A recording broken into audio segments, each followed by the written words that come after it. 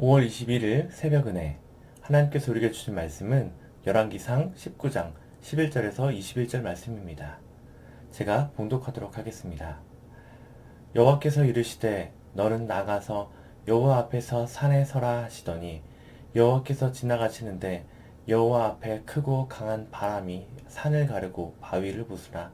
바람 가운데에 여호와께서 계시지 아니하며 바람 후에 지진이 있으나 지진 가운데에도 여호와께서 계시지 아니하며 또 지진 후에 불이 있으나 불 가운데에도 여호와께서 계시지 아니하더니 불 후에 세미한 소리가 있는지라. 엘리야가 듣고 겉옷으로 얼굴을 가리고 나가 굴 어귀의 섬에 소리가 그에게 임하여 이르시되 엘리야야 네가 어찌하여 여기 있느냐. 그가 대답하되 내가 만군의 하나님 여호와께 열심히 유별하오니 이는 이스라엘 자손이 주의 언약을 버리고 주의 제단을 헐며 칼로 주의 선지자들을 죽였으며 오며 오직 나만 남았거늘 그들이 내 생명을 찾아 빼앗으려 하나이다.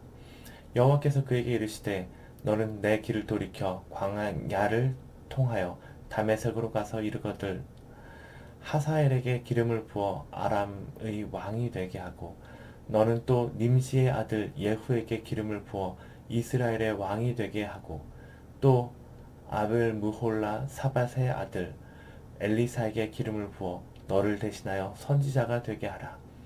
하사엘의 칼을 피하는 자를 예후가 죽일 것이요 예후의 칼을 피하는 자를 엘리사가 죽이리라. 그러나 내가 이스라엘 가운데에 7,000명을 남기리니 다 바알에게 무릎을 꿇지 아니하고 다 바알에게 입맞추지 아니한 자니라. 엘리야가 거기서 떠나 사밧의 아들 엘리사를 만나니 그가 12겨릿소를 앞세우고 밭을 가는데 자기는 12째 겨릿소와 함께 있더라. 엘리야가 그리로 건너가서 겉옷을 그의 위에 던졌더니 그가 소를 버리고 엘리야에게 달려가서 이르되 청하건대 나를 내 부모와 입맞추게 하소서. 그리한 후에 내가 당신을 따르리이다. 엘리야가 그에게 이르되 돌아가라. 내가 내게 어떻게 행하였느냐 하니라. 엘리사가 그를 떠나 돌아가서 한 교리소를 가져다가 잡고 소의 기구를 불살라 그 고기를 삶아 백성에게 주어 먹게 하고 일어나 엘리야를 따르며 수종 들었더라. 아멘. 네, 오늘 말씀은 이 하나님 앞에서 이 엘리야에게 하나님이 할 일을 알려주시는 그런 내용이라고 볼 수가 있죠. 이제 대략 내용은 엘리야가 나가서 하나님을 찾아요. 굴에서 나가서 강한 바람이 불어서 산을 가르는데 하나님이 안 계십니다. 지진이 일어나는데 그 가운데 하나님이 안 계시고 불이 일어나는데 그 가운데 하나님이 안 계시고 그 다음에 세미한 소리로 하나님이 나타나셨습니다. 그래서 하나님은 엘리야에게 이 하사엘, 예후, 엘리사 이 세 사람에게 기름을 부어서 각자의 일을 할 수 있게 합니다. 그래서 이 말씀을 통해서 하나님께서 우리에게 주시는 교훈 첫 번째는요. 내 생각보다 주님의 뜻에 순종하자입니다. 오늘 14절의 말씀 한번 같이 볼게요. 그가 대답하되 내가 만군의 하나님 여호와께 열심히 유별하오니 라고 이렇게 얘기를 합니다. 그렇죠. 열심히 유별했죠. 갈멜산에서 대결을 펼쳤고 승리해서 그 자리에 있는 바알의 선지자들을 다 죽였어요. 내가 하나님을 위해서 이런 일도 했습니다. 나만 남았습니다. 뭐 이렇게 하나님께 얘기를 하고 있는 거죠. 근데 하나님, 왜 내가 원하는 대로 그런 결과가 일어나지 않죠? 내가 위대한 승리를 얻었는데 왜 내가 예상했던 그런 일들이 하나도 일어나지 않는 겁니까? 라고 이렇게 얘기하고 있는 거예요. 엘리야가 원하는 게 과연 무엇이었을까요? 아마도 아합 왕이 돌이키는 것, 그리고 백성들이 하나님께로 돌아오는 것이 아니었겠습니까? 근데 뭐 전에도 얘기를 했듯이 환호받았어야 할 이 엘리야는 이세벨의 자객을 걱정하며 도망하는 도망자의 신세가 되었습니다. 그 도망의 여정이 너무나도 힘들어가지고요. 차라리 죽여달라고 했습니다. 오늘 말씀에서 여전히 그런 마음을 가지고 있었던 겁니다. 그래서 하는 말이 내가 만군의 하나님 여호와 하나님을 위하여 열심히 특심이오니 라고 얘기하고 있는 겁니다. 내가 했던 일들이 하나님을 위해 했던 일들이 이렇게 많은데 얼마나 놀라운 일들을 이루었는데 주님, 내가 지금 이런 꼴입니까? 결국 엘리야가 원했던 건 어떤 것이었을까요?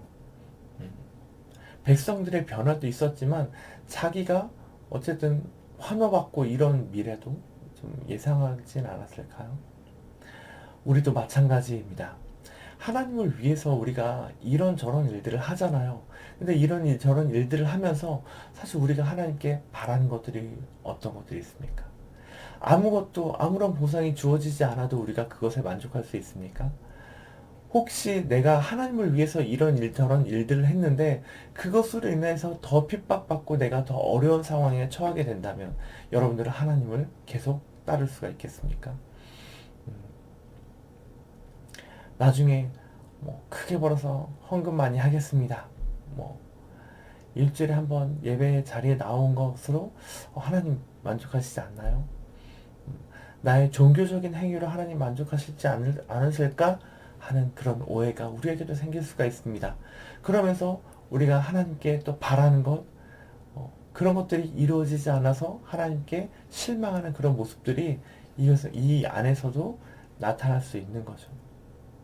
근데 오늘 하나님은 뭐라고 말씀하시냐면 하사엘과 예후와 엘리사에게 기름을 부어 각자 그 일을 하게 하라라고 한 겁니다.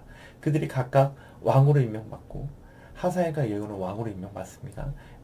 엘리사는 선지자로 임명을 받아서 이들을 통해서 하나님께서 당신의 심판을 이루어 가시겠다라고 하는 겁니다. 그 심판은요, 사실 하나님께 달린 건데 엘리야는 본인이 심판을 하려고 생각했던 겁니다.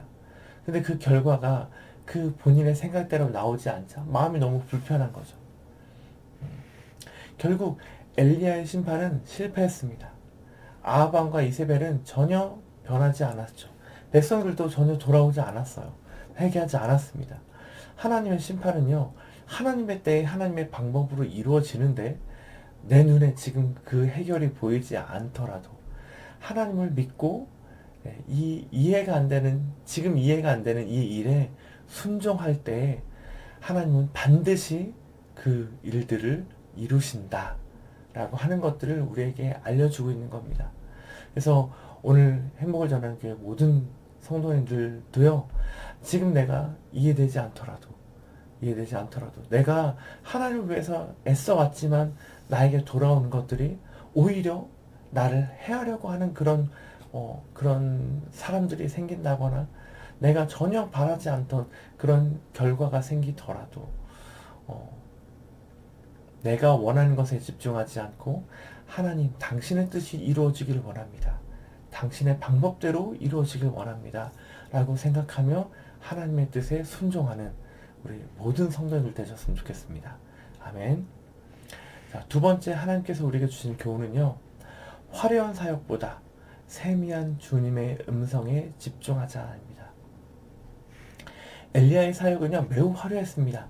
갈멜산에서요, 목재에 물을 뿌렸어요. 그 대결하는 게 있어서. 그래서 불을 내려달라고 했고, 그 불을 다 사르고 불도 살라서 활활 타올랐죠. 굉장히 극적이었습니다. 바알의 선지자들은 막 계속 춤을 추고 이렇게 했는데 전혀 이루어지지 않았죠. 그래서 훨씬 더 극적으로 보였을 겁니다. 오늘 11절, 12절에 나오는 그 산을 가르고 바람이 산을 가르고 바위를 부수는 것도요, 엘리야가 아마도 바랬던 그런 사역의 모습이 아니었을까요? 그곳에는 하나님이 있었나요? 하나님이 없었습니다. 지진이 일어나는 듯한 그런 큰 권능 같은 그런 일 속에서도 하나님은 없었습니다. 갈멜산의 불과 같은 그런 불이 나타났지만 그 안에도 하나님은 없었습니다. 그 이후에 세미한 음성 가운데 하나님이 임하셨던 것들에 우리는 집중해서 봐야 됩니다. 아주 작은 소리로 임하신 겁니다. 원래 빈깡통이 요란한 거예요. 그런 화려함 속에 하나님이 계시지 않고 하나님은 조용한 가운데 임하신다라고 하는 겁니다. 모든 신경을 다해서 우리가 귀를 기울이고 집중해서 하나님을 찾을 때 하나님의 음성을 들을 수가 있는 것입니다. 그래서 세미한 음성이라고 표현하고 있는 거예요. 우리가 추구해야 될 모습도 바로 그런 화려한 면이 아니라 화려하지 않지만 그 속에 임하시는 하나님의 음성입니다. 우리 교회가 추구해야 되는 그런 모습도 마찬가지일 것입니다. 뭔가 큰 행사를 진두지휘하고 잘 치러내는 것에만 매몰된다면 그 속에는 주님이 없을 수도 있습니다. 늘상 하던 일들을 하는 그런 와중에 그런 우리의 예배 중에서도 하나님이 어떻게 임하시나 그런 세미한 주님의 음성에 귀를 기울이며 그것을 기대하며 주님께 나아가는 우리 그 예배 그런 일들 가운데 주님께서 임하시는 겁니다. 그래서 우리는 늘 주님을 온 마음과 뜻과 정성을 다해서 찾아야 합니다. 그 음성을 들어야 합니다. 그래야 내 뜻이 아닌 하나님의 뜻에 순종할 수 있습니다. 그 하나님의 뜻이 무엇인지 알아차릴 수 있습니다. 내 뜻은 실패하지만요, 하나님의 뜻은 멀리 돌아가는 것 같아 보일지라도 반드시 성공합니다. 그래서 주님의 뜻에 순종하는 게 결국 성공하는 것입니다. 내가 주인공이 되지 않더라도, 그 화려한 가운데 내가 주인공이 되지 않더라도 내가 하는 일을 엘리사에게 넘겼던 것처럼 다른 이에게 넘기게 되더라도 하나님의 음성에 순종하는 것이 진정한 성공입니다. 나만 남았다고 얘기하는 이 엘리야에게 아직 7,000명이 남았다고 하는 이 하나님의 말씀은요, 주인공병이 걸려있는 것 같은 이 엘리야에게, 그리고 오늘 이 말씀을 듣는 나에게 하시는 하나님의 음성입니다. 내가 무언가를 내가 맡아야 한다. 내가 뭐 하는 그런 화려함 가운데 혹은 그 화려함 가운데 그 화려함을 추구함 가운데 결국 내가 드러나고자 하는 그런 욕망이 있지는 않은지 생각해보고 이해되지 않더라도 알 수 없어도 그 뜻에 순종하면 반드시 하나님께서 이루어 주신다. 하나님의 뜻을 실천하신다. 라고 믿고 주님과 동행하는 행복을 전하는 교회 모든 성도님들 되시기를 간절히 바라겠습니다. 기도하겠습니다. 하나님 아버지 감사합니다. 오늘 말씀을 통하여서 우리에게 말씀하여 주시니 감사합니다. 주님, 화려한 가운데 있지 아니하고 세미한 음성 가운데 임하시는 주님 감사합니다.